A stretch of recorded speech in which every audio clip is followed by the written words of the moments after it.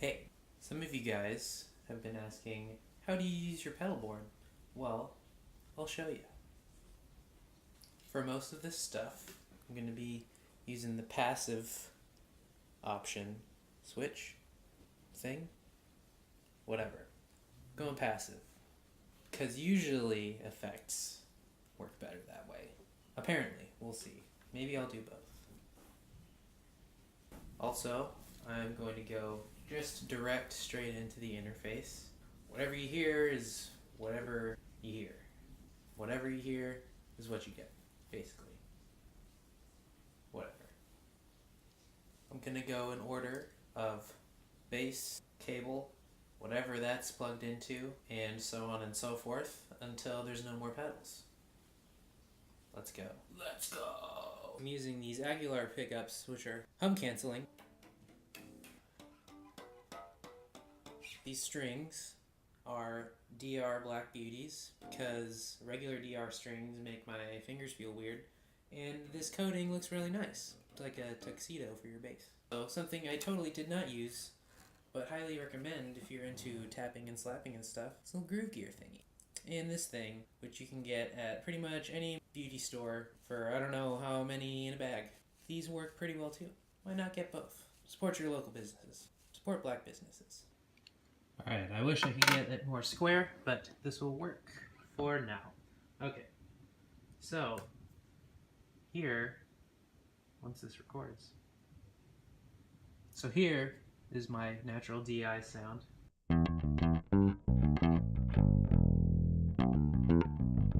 Both pickups, bridge pickup.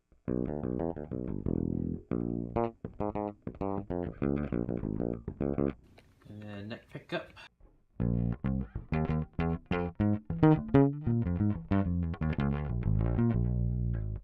What I use this for is pretty much robot noises. I do the setting everyone does, octave 1 all the way up, because that's the dirty square wave thingy. No direct, because you don't want to hear normal stuff, because you're making it sound like a robot. Robots don't sound normal. Yet.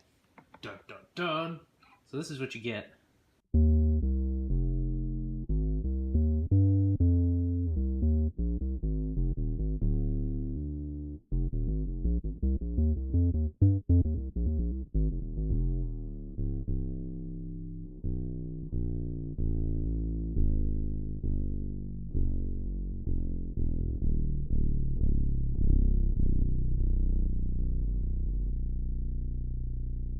The next one is more of a clean octave pedal. You can see I've got the dry about 50% there, 12 o'clock. Almost everything at 12 o'clock, as close as I can get it. And you get this.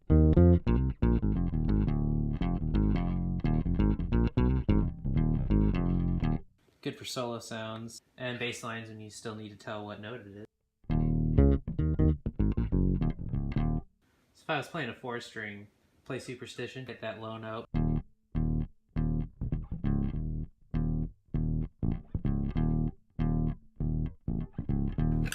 Switch it out for the verses.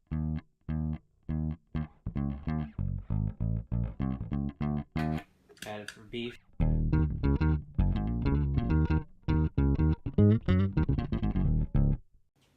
Next up is the talent button, the compressor. Mine's pretty noisy because it's old and there's been a fair amount of liquors and other things spilled on it. Drinkable liquids, ingestible liquids, nothing bad, but probably just beer.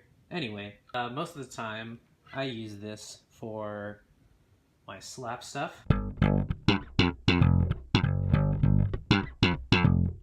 This is kind of evens everything out. It won't fix everything, but yeah, I kind of mess with this a little bit, mess with the input depending on what I've got going in here.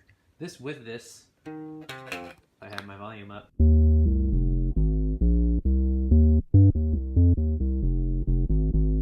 Kind of helps that, boost that a little bit.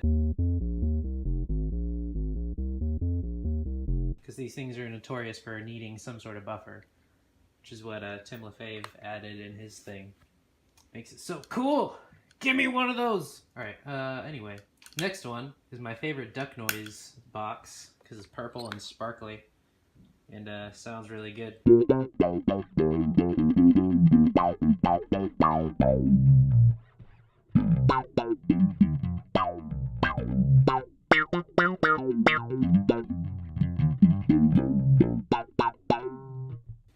can mess with the sensitivity depending on, again, what's going through. You might be wondering, hey, why do you have that after the compressor? Shouldn't it be going before it? Says everyone on the internet. Well, what if you're doing this?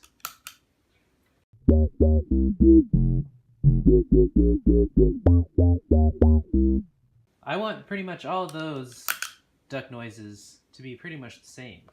If I have a compressor going in there, it kind of makes everything the same, makes everything nice and even, more or less. Oh man, clipping. Let's not do that. Let's turn it up.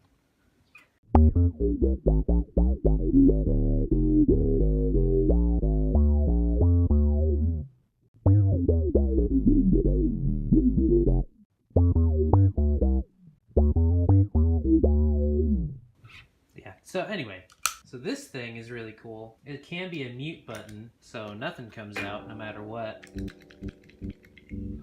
Or the reduction works if you have it in mute mode.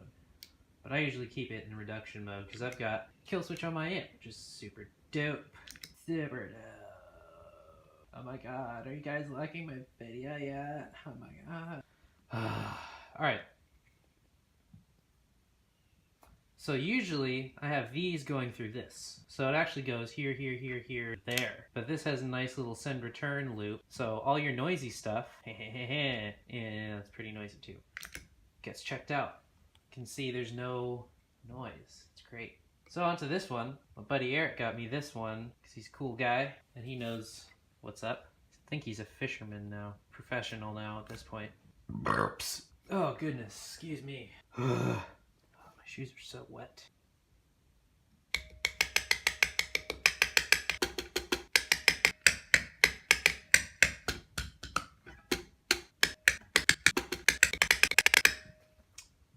So I used to use this as an actual overdrive pedal, but since I don't have that other pedal to make it sound quite like I want, because this ends up being more of a fuzz than anything anyway, I've just been using it as a simple boost button, which is great, because sometimes all you need is just another like 3 or 4 dBs so people actually hear you when you're taking a solo, so they don't go straight to the bar, so they actually like stay and listen for a couple seconds and then go get their drink, which is pretty much all you can ask for.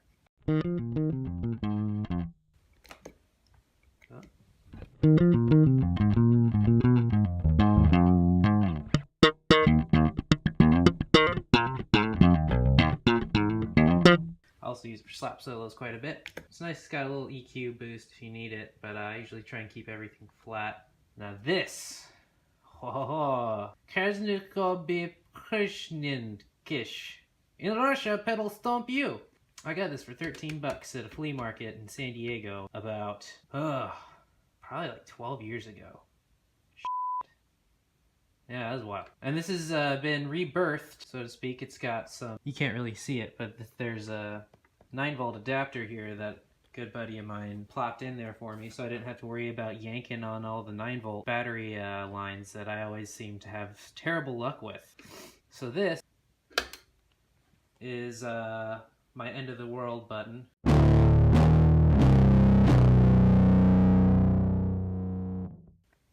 It's not quite how I want it, so I'm gonna just turn this all, oh. There you go. Check that out. Let's put that on there. Yeah, there we go. That's snug enough. Okay. Let's leave that off. So, yeah.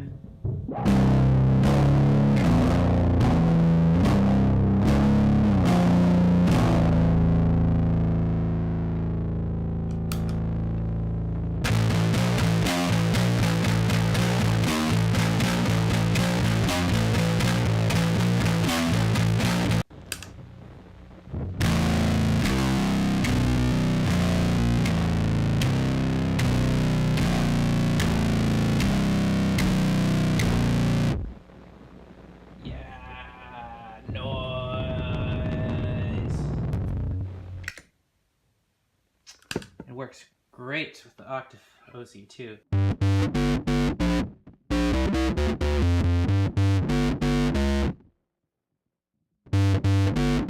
Yeah, you get the picture. And then, last but not least on this guy, is this bass chorus. Go to the bridge, peak up.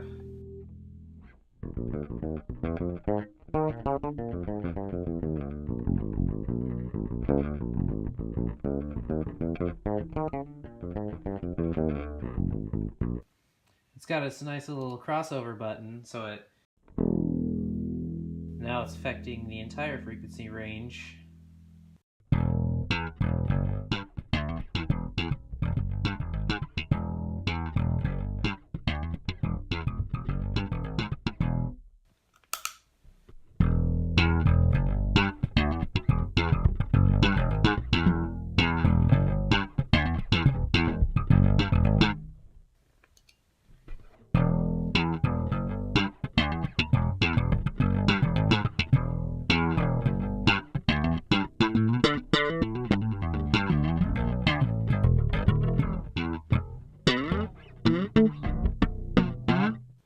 Yeah. So, what happens when you turn everything on?